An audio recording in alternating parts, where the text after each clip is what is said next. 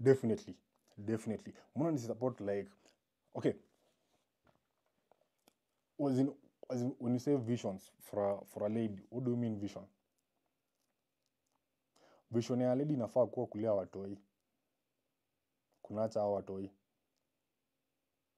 So unapata like sasa nikuulize like these days when you talk of empowerment mnasema madem waende kazi waache watoi nyumbani na mamboch. How is how how is that, as in how is that nurturing for a woman? Like uniachie watoi wangu kwa nyumba uende kazi uniachie mboch.